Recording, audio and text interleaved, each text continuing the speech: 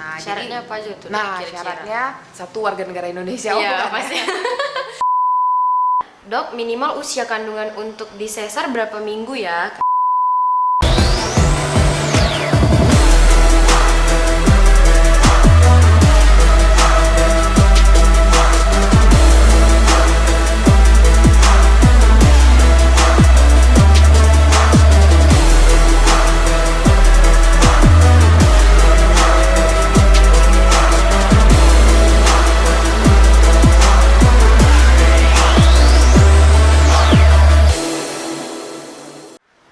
Udah 1 juta aja ya yang penderita COVID positif di Indonesia, ya Allah.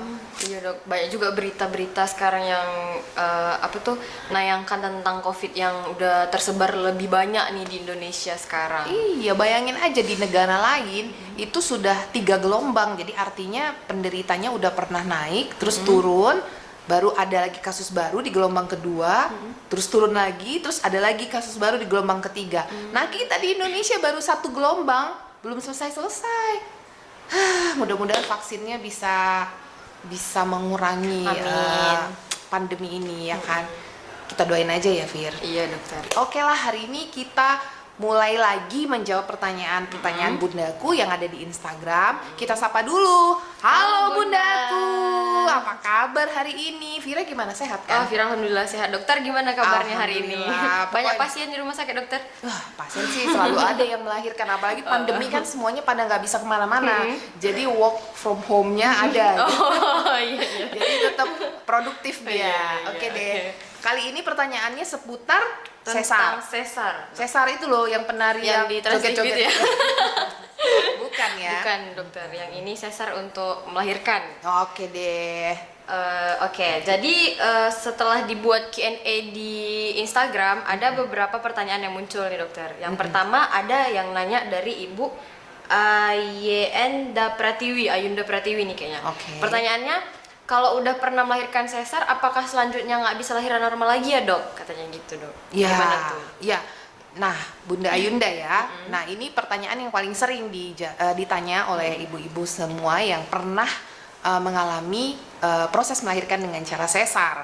Nah, mungkin harus dipastikan dulu nih, indikasi operasi sesarnya yang pertama itu karena apa? Kalau misalnya indikasinya karena panggul sempit, tentunya one cesarean always cesarean. Jadi artinya untuk berikutnya harus sesar lagi. Harus ya berarti. Nah, tapi kalau sesar yang pertama itu karena faktor lain, misalnya karena posisi bayi yang tidak normal ya, misalnya melintang atau sungsang, atau misalnya plasentanya menutupi jalan lahir yang disebut dengan plasenta previa dan beberapa indikasi sesar yang lain, tentunya Bunda bisa mencoba untuk melahirkan normal dengan beberapa syarat.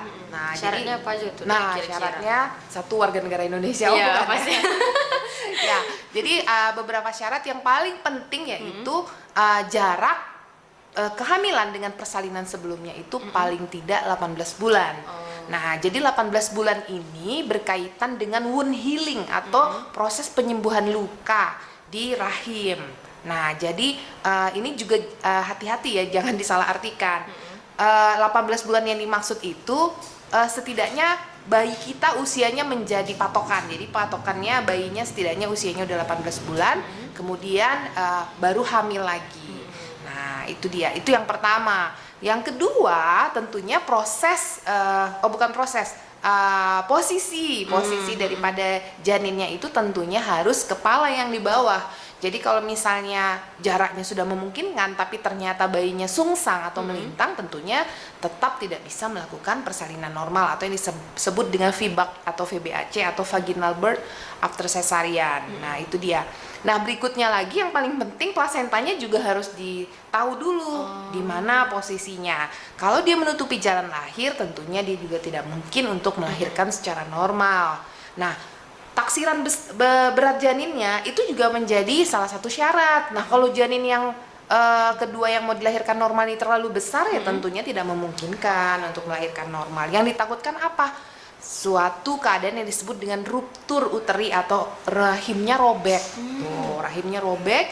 Dan ini tentunya mengakibatkan emergensi atau berkaitan dengan nyawa si ibu. Ya, tentunya rahimnya ya kalau bisa diperbaiki, alhamdulillah. Tapi kalau nggak bisa, maka terpaksa harus diangkat rahimnya. Nah, ini tentunya sangat berbahaya.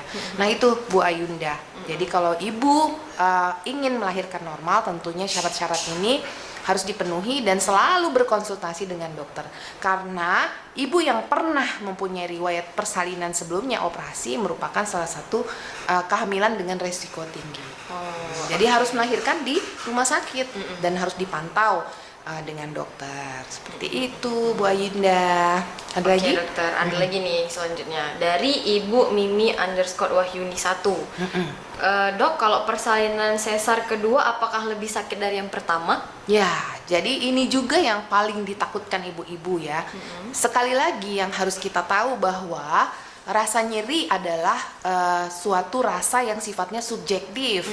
Nah, ambang rangsang nyeri setiap orang tuh berbeda. Jadi skala nyeri ini hanya bisa kita menilainya dengan skala secara visual, ya kan? Jadi ada yang mungkin pasca operasinya masih bisa senyum-senyum karena dia tahan sakit gitu ya kan.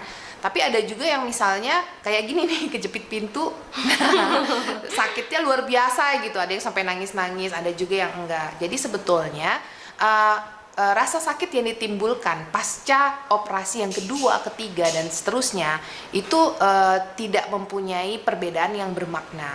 Hanya balik lagi mindset ibu-ibunya tuh selalu bilang, aduh ini pasti lebih sakit nih.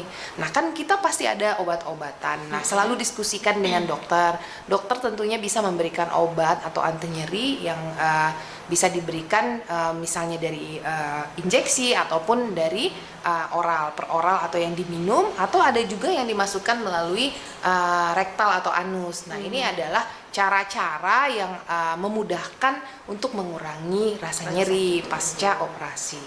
Nah seperti Ibu Mimi ya. Iya, Oke. Jadi pertanyaan Ibu Mimi udah dijawab. Nih ada selanjutnya nih dok. Dari Ibu Ayu Kindira. Pertanyaannya, dok, minimal usia kandungan untuk disesar berapa minggu ya? Katanya gitu. Iya, umumnya kita melakukan sesar yang elektif atau yang direncanakan itu di usia 38 minggu. Jadi kehamilan itu dia totalnya 40 minggu. Jadi biasanya medis ibu menghitungnya itu dengan weeks atau minggu ya. Jadi kita nggak ngitung 9 bulan 10 hari ya kan. Jadi 40 minggu itu juga nggak bisa kita bulatkan menjadi 10 bulan. Nggak seperti itu, karena kan setiap bulan itu berbeda. Ada yang 30 hari, ada yang 31 hari, ada yang 28 hari ya kan, misalnya Februari. Nah, jadi di usia 38 minggu umumnya dokter akan merencanakan operasi yang elektif, berbeda dengan yang emergensi. Kalau yang emergensi tentunya dari awal dia tidak direncanakan untuk operasi, tapi karena sesuatu dan lain hal yang sifatnya berkaitan dengan nyawa si ibu ataupun si janinnya, tentunya dilakukan operasi secara emergensi. Nah, bila dilakukan operasi yang emergensi di bawah usia 37 minggu, jadi 37 minggu ini patokan dari usia kehamilan yang cukup bulan, maka umumnya kita memberikan pematangan paru terlebih dahulu. Nah, jadi supaya nanti paru-paru bayinya mateng. Nah, itu dia. Udah jelas dari Ibu Ayu ya? Ayu. Selanjutnya nih dok, ada dari Ibu Irmiah Nurul. Ibu itu nanya nih, dokter, untuk calon ibu dengan riwayat OP hernia sebelumnya, apa wajib sesar lahirannya? Ya, pasien-pasien yang pernah melakukan operasi hernia, kemudian pernah juga operasi usus buntu, itu tidak mewajibkan pasien ini harus operasi. Ya, ini juga sudah berulang kali kasusnya, kebetulan saya dapat juga dan kita diskusi terus dengan teman sejawat dari bedah.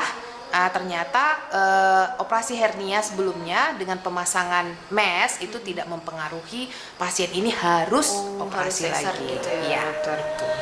Terus ada yang terakhir nih dok. ada beberapa pertanyaan yang hampir sama Iya, tadi ya. yang sama. Ibu Alfasnu nanya tentang sesar bisa, kalau misalnya udah pernah sesar bisa nggak lahiran normal? Tadi kan Itu sama sudah dengan Bu dijawab Ayu. sama Ibu Irmiah tuh kan. Oh iya Ibu. Terus Habis yang satu itu lagi, Ibu. pertanyaan dari Ibu Dealova, bisa hamil lagi nunggu berapa lama dok? Tadi juga udah dokter jawab. Pertanyaannya sama ya? Iya, pertanyaannya sama. Oke, jadi selanjutnya nih ada pertanyaan dari Ibu Aprina .mr Rani. apa benar ya dok kalau biusnya udah hilang sakitnya kebangetan abis sesar? Ya, jadi sebenarnya biasanya kan kalau umumnya sekarang kan kita kalau di sesar itu memakai bius yang spinal, jadi setengah badan. Dan itu biasanya kerjanya 3-4 jam. Jadi pasca operasi setelah 4 jam, nah baru terasa nyeri. Terasa nyeri itu pasti bakalan kebangetan lah ya, karena bayangin yang mau di apa yang sudah di sayat itu ada beberapa lapisan kulit, otot, sampai dengan lapisan rahimnya. Nah, kembali lagi kita selalu memberikan obat anti nyeri, tetapi ambang rangsang nyeri setiap orang tuh berbeda. Jadi kalau misalnya seseorang dengan ambang rangsang nyeri yang sangat rendah, tentunya dokter terpaksa memberikan obat-obat tambahan, bahkan sampai dengan obat-obat golongan narkotika yang bisa membantu untuk mengurangi rasa nyeri. Ya, jadi itu semua bisa dikonsultasikan dengan dokter obstinnya ataupun dokter anestesinya, sehingga pasien akan merasa lebih nyaman pasca operasi. Gitu. Jadi jangan merasa wah ini pasti sakit, pasti kebangetan dan sebagainya ya. Jadi sampaikan keluhannya itu sehingga kita bisa memberikan obat-obat tambahan. Pasti banyak juga nih dok, ibu-ibu di luar sana tuh kan yang baru hamil atau mau melahirkan anak pertamanya, pasti kan banyak kayak ngerasa takut lah nih mau sesar. Kira-kira dokter ada tips nggak mengurangi ketakutan ibu-ibu waktu pas mau disesar gitu? Oh, ini khusus buat untuk pasien yang mau disesar ya? Ya, sebenarnya support. Jadi supporting itu bukan hanya kepada pasien atau ibu yang hendak melahirkan secara normal. Jadi persiapan sebelum operasi kan biasanya, apalagi operasi yang elektif kan pasien udah tahu nih besok mau dioperasi. Jadi malam ini sudah puasa ya, sudah mandi, sudah bersih segala macem. Nah, umumnya yang penting tuh dukungan daripada suami itu yang sangat penting ya. Ya memang tidak semua rumah sakit sih membolehkan suami untuk mendampingin hingga masuk ke dalam ruang operasi. Jadi itu tergantung daripada aturan yang dibuat rumah sakit sendiri. Namun insya Allah dengan support atau dukungan moral daripada suami, tentunya ini juga akan membantu meringankan ketakutan istri dalam masa proses operasi. Kemudian dukungan dari kita juga tenaga medis. Nah, di situ kan biasanya ada dokter anestesi, ada dokter anak, kemudian ada beberapa kru dari para medis. Tentunya di situ kita bisa membuat suasana yang kesannya tidak menyeramkan ya. Jadi kesannya kalau zaman dulu kalau kita lihat kalau kamar operasi itu kan selalu di luarnya ada lampu. Kalau lampunya hidup berarti operasi sedang berjalan gitu ya. Kemudian kalau di film-film kita lihat selama proses operasi itu berlangsung ya, yang di luar itu cemas ya, jalan sambil begini begitu. Nah, di dalam kamar operasi itu kita akan selalu berkomunikasi, kan ibunya tidak dibius total, jadi kita bisa ajak pasien untuk berkomunikasi ya. Kemudian mungkin kita bisa dengerin lagu juga boleh kalau mau, pokoknya senyamannya. Jadi yang penting pusatkan pikiran, fokus kepada bayinya, dan jangan selalu cemas gitu. Jadi kecemasan itu bisa kita antisipasi dengan mungkin dukungan dan juga suasana di kamar operasi. Oke.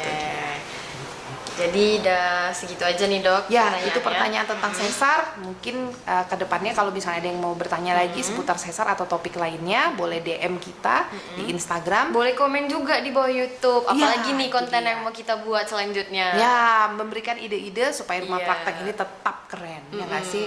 Tetap edukatif dan bermanfaat. Itu dia. Oke, mungkin sudah zuhur, kita mau sholat zuhur dulu. Ya, Fatfir? Iya, udah jam. Kita siap-siap ntar sore mau praktek lagi. Mudah-mudahan kita semua dalam keadaan sehat. Tetap jaga protokol kesehatannya supaya kita bisa terhindar dari COVID-19. Oke? Selamat siang. Assalamualaikum bundaku.